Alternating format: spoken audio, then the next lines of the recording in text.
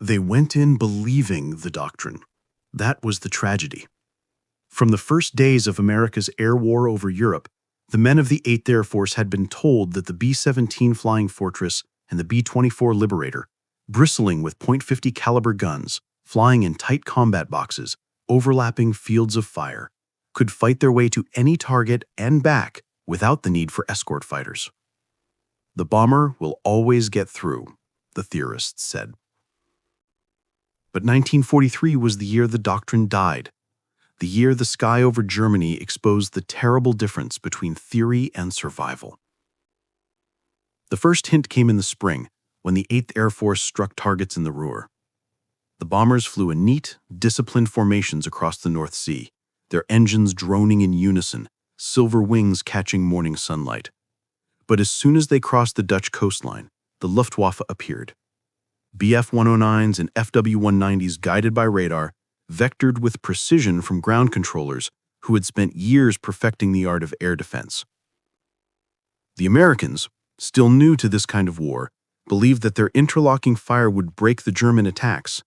Instead, they watched in horror as the fighters slashed through their formations, diving, climbing, rolling, striking from head-on where the bombers' guns were weakest. Crews who had never seen combat found themselves fighting for their lives in a sky that seemed to belong entirely to the enemy. Losses mounted. Missions the planners expected to cost 5 airplanes cost 10. Missions expected to cost 10 cost 20. And yet the doctrine held, at least on paper. Commanders insisted that persistence would wear down the Luftwaffe. But the men in the waist, the tail, and the cockpit knew better. They saw the same German fighters day after day, pilots who were veterans of Spain, Poland, France, and Russia, men who had hundreds of combat hours and fought with a lethal calmness no American rookie could match. By mid-1943, the truth was unavoidable. Deep penetration missions into Germany were becoming suicide without fighter escort. Still, Washington demanded results. Bomber Command needed to cripple German industry, and the target that planners believed could break the Reich was deep inside Bavaria, the ball-bearing factories of Schweinfurt and the Messerschmitt assembly lines at Regensburg. If those factories fell, American analysts argued, the Luftwaffe would collapse for lack of parts. The cost, they warned, would be high. But no one, not even the most pessimistic commanders, understood how high.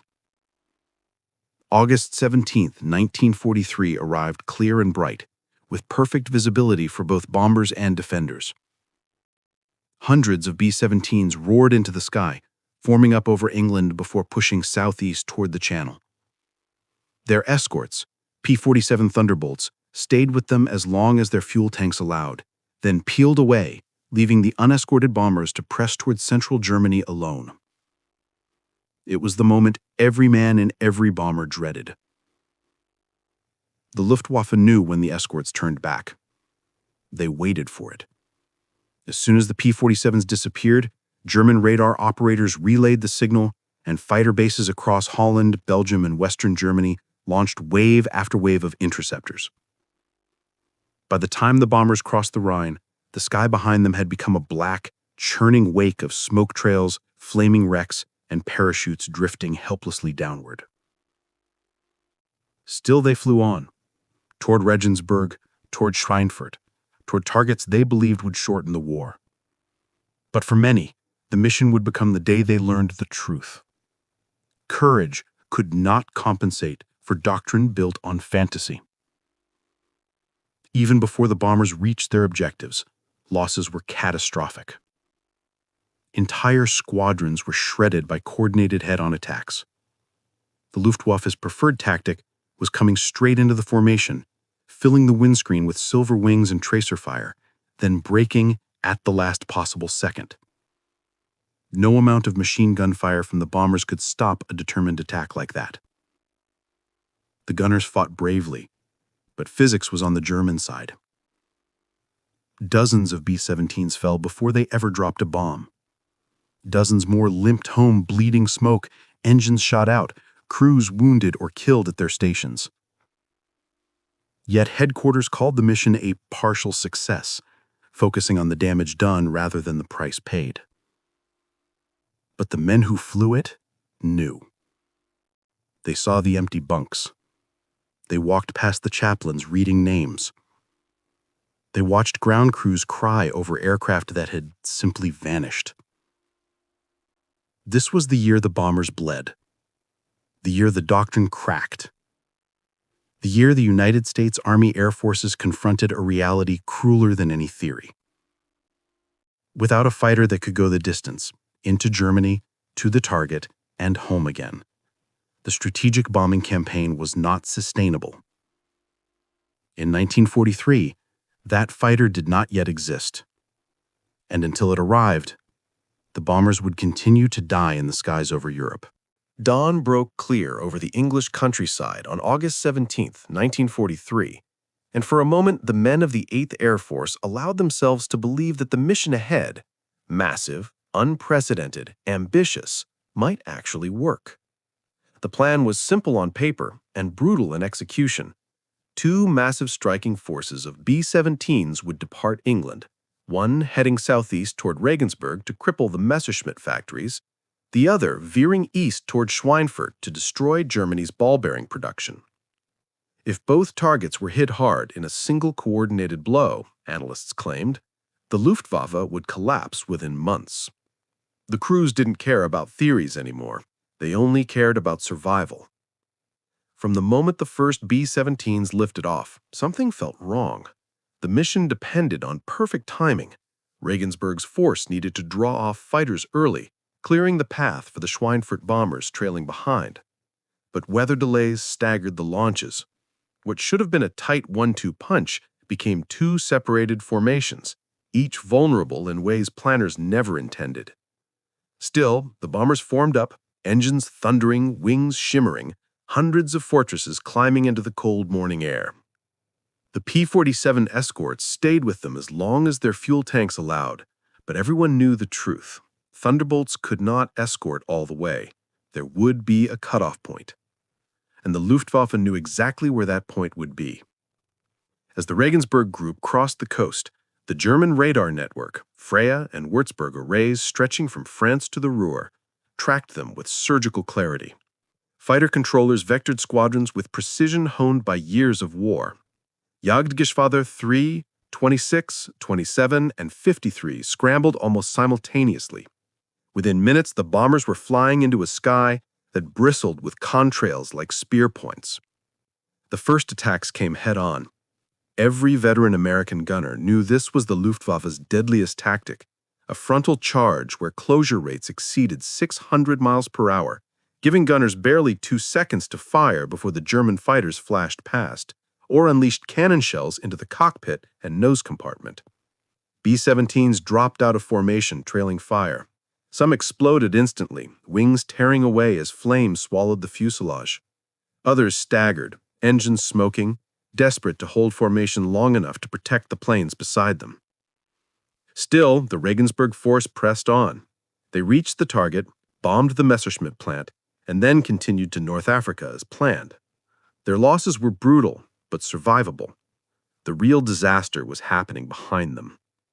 The Schweinfurt force had been left alone with the full weight of the Luftwaffe, its timing fatally disrupted by the earlier weather delay. As they crossed into Germany, the sky became a layered ambush. First came waves of Bf-109s and Fw-190s, then twin-engine Zerstör heavy fighters firing rockets and 20mm cannons from standoff distances. The bombers' formation, designed to create overlapping fields of fire, began to break under sustained pressure. For the gunners, the world dissolved into chaos, engines bursting into flame, oxygen lines rupturing, plexiglass shattering under cannon fire. Men froze to death at their guns when their oxygen systems were hit. Others bled out silently in the waste as the bombers shook violently around them. But the mission demanded they continue, so they did.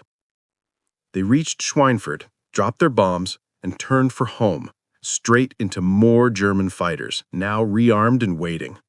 It was here, on the long flight back to England, that the scale of the disaster became clear.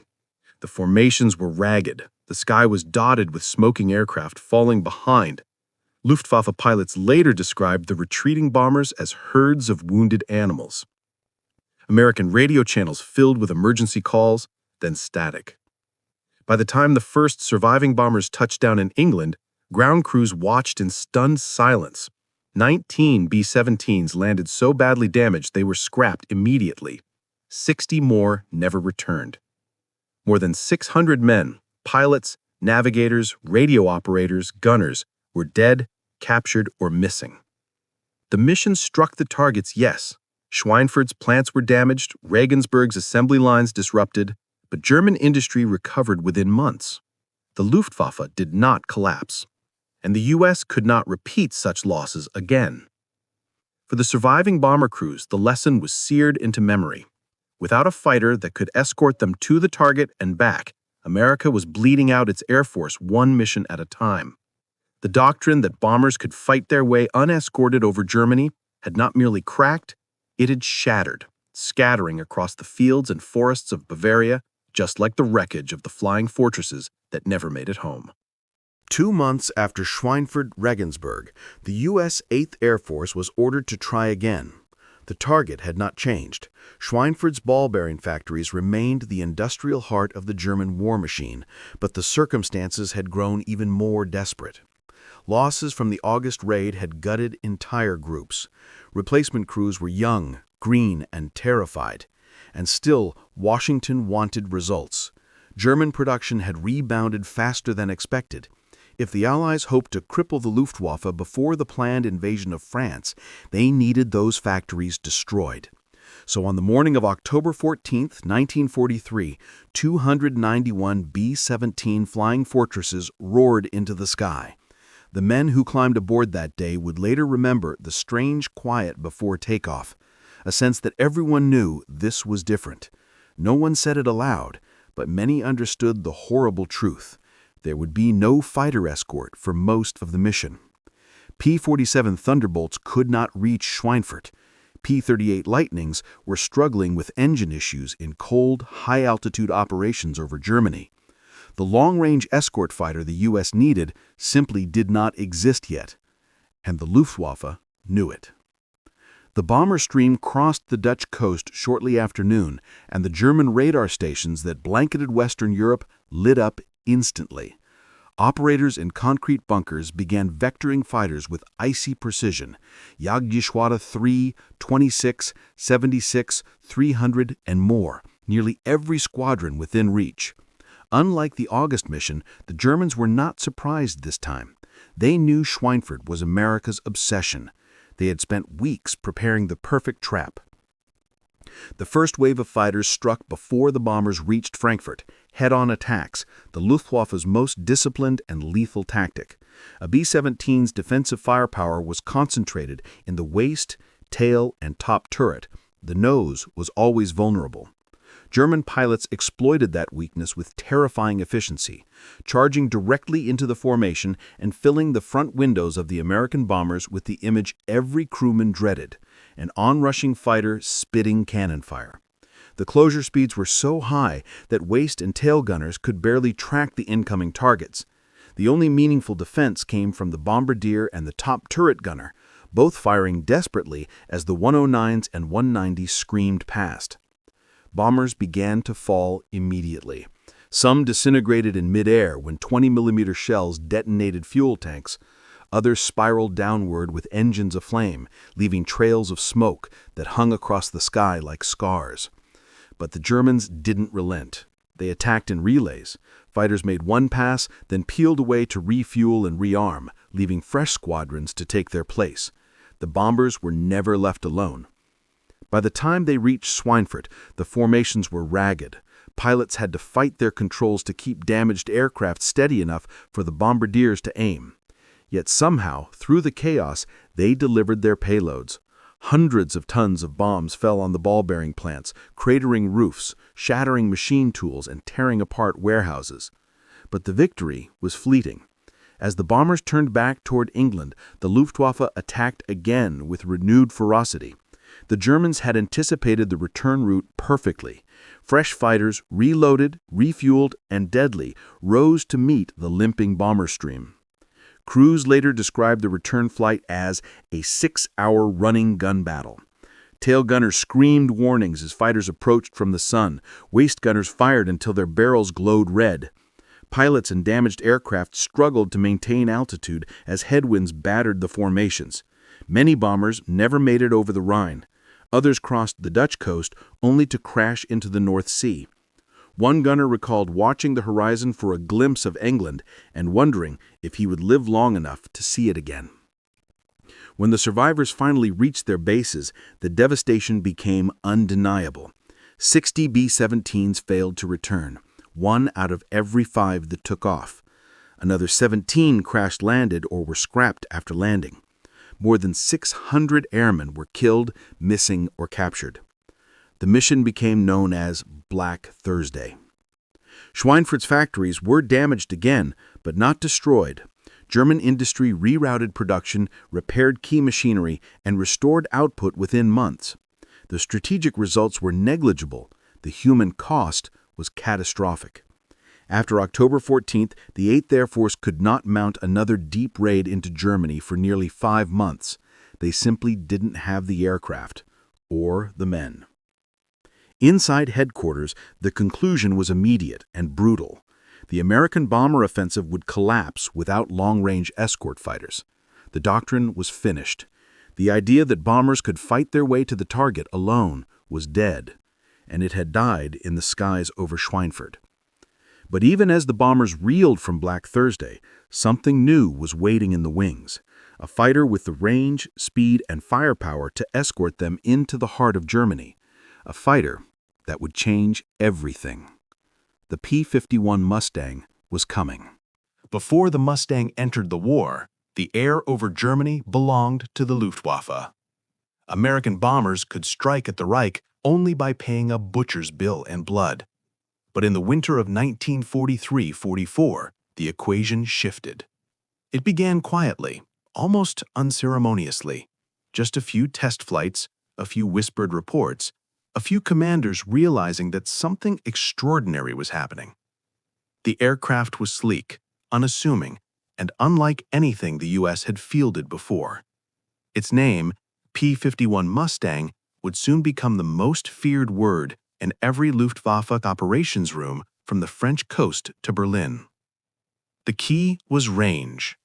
Every American pilot understood this instinctively. Speed mattered, firepower mattered, climb rate mattered, but none of it meant anything unless you could stay with the bombers all the way to the target and back. And the Mustang, fitted with the Rolls-Royce Merlin engine and later equipped with drop tanks, could do exactly that. Suddenly, the deep targets that had been death traps, Regensburg, Schweinfurt, Bremen, Leipzig, were no longer out of reach. For the first time, the bombers would not be alone. The first Mustangs to appear over Germany in December 1943 stunned German fighter command. Reconnaissance units reported sightings of a new long-nosed American fighter operating far beyond the reach of the P-47 and P-38. Luftwaffe analysts initially dismissed these reports as misidentifications. No Allied fighter, they insisted, could escort bombers to central Germany. It was impossible. But the impossible kept happening. In early 1944, the Mustang groups, 354th, 357th, 4th, 352nd, began aggressive sweeps far ahead of the bomber stream. They did not wait for the Luftwaffe to attack. They hunted. They dove into German assembly areas, caught fighters forming up, and ripped apart squadrons before they could climb to altitude. They ambushed the ambushers. The shift in momentum was immediate and brutal. Veteran Luftwaffe pilots, men with 200, 300, sometimes 400 victories, found themselves suddenly fighting for survival. The Mustang could outdive the Bf-109G, outrun the FW-190A at altitude, climb with either of them, and stay in the fight longer than both. Worse, the Mustang's endurance meant that German pilots could no longer disengage at will. Previously, if the fight turned against them, they simply dove away and returned to base to rearm. Against the Mustang, that escape no longer worked.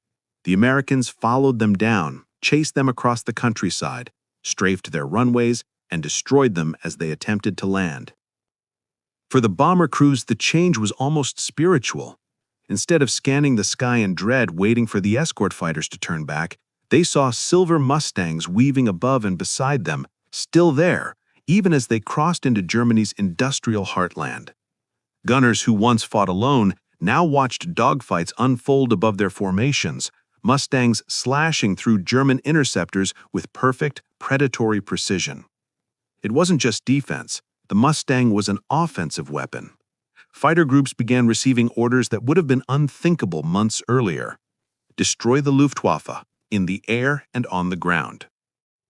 In February 1944, Operation Argument, or Big Week, put that doctrine into action. While the bombers struck aircraft factories, the Mustangs roamed across Germany like wolves. They shot down interceptors attempting to form up. They shredded trains carrying aircraft components. They strafed hangars, dispersal fields, and airfield fuel dumps. The Luftwaffe tried to resist. They threw everything into the air: JG-1, JG-2, JG-3, JG-26, JG-27, JG-54, JG-300, but every day the losses mounted. Germany's veteran pilots were dying faster than they could be replaced, and the replacements, poorly trained, rushed into service, stood no chance against Mustang squadrons flown by seasoned American aces like George Preddy, Don Gentile, John Godfrey, and Bud Anderson. Then came the statistic that horrified German high command.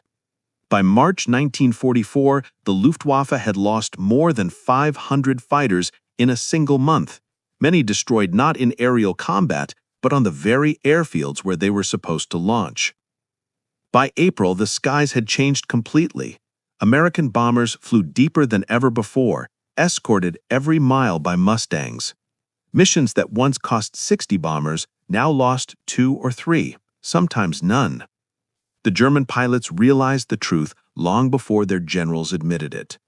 The arrival of the Mustang meant the end of their dominance, the end of safe airspace, the end of the Luftwaffe as an effective fighting force. What Schweinfurt had shown brutally that unescorted bombers could not survive, Mustang now reversed with equal brutality. With proper escort, the Luftwaffe could not survive. The long-range fighter had arrived. The balance of the air war shifted, and from that moment on, Germany's defeat in the skies became inevitable. By the spring of 1944, the Luftwaffe was still deadly, but fatally wounded. The Mustang had not just tilted the balance, it had shattered the foundation upon which German air defense relied. And as the Allies prepared for the greatest amphibious invasion in history, the P-51 became the spearhead of a strategy designed to finish what Schweinfurt and Regensburg had begun: the destruction of Germany's ability to fight in the air at all. The change was visible everywhere. Before the Mustangs, bomber crews spoke of Germany as a fortress, a country ringed with fighter bases, radar networks, and veteran pilots who could attack at will. But by May 1944, that fortress showed cracks.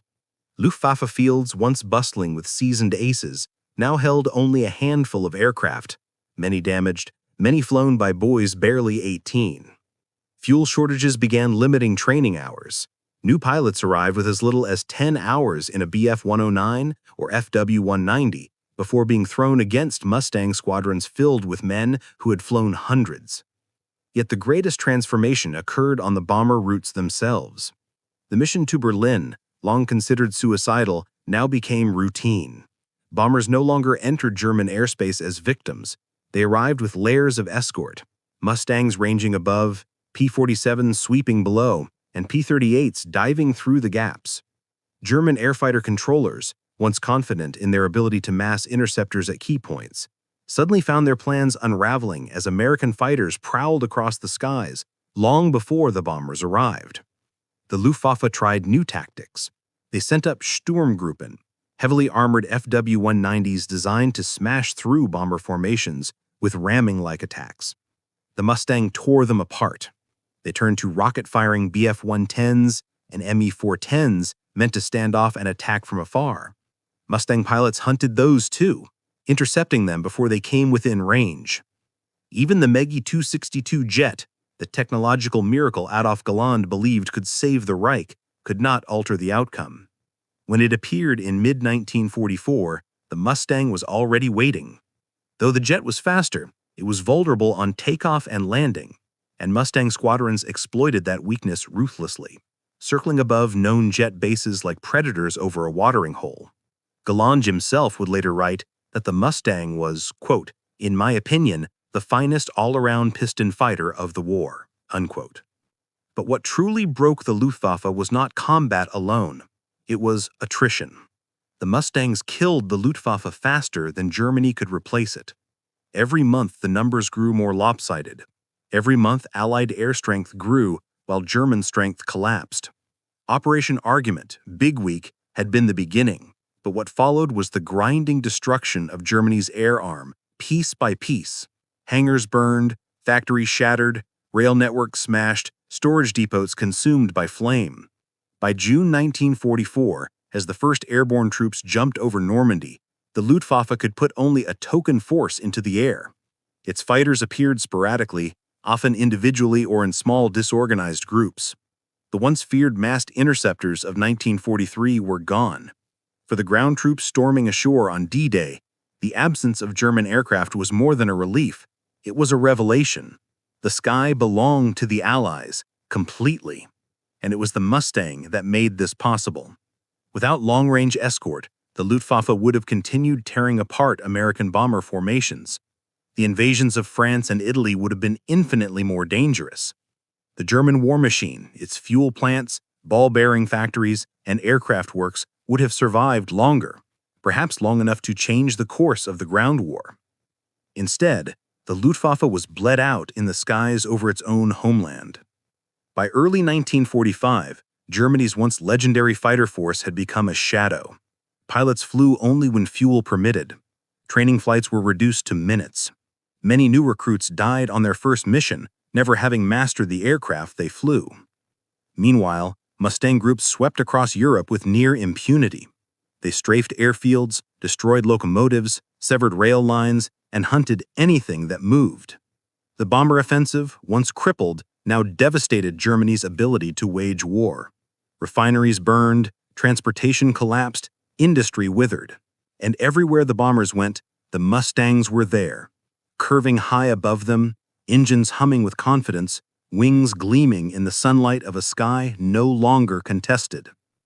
The story that had begun in tragedy over Schweinfurt ended with domination over Berlin.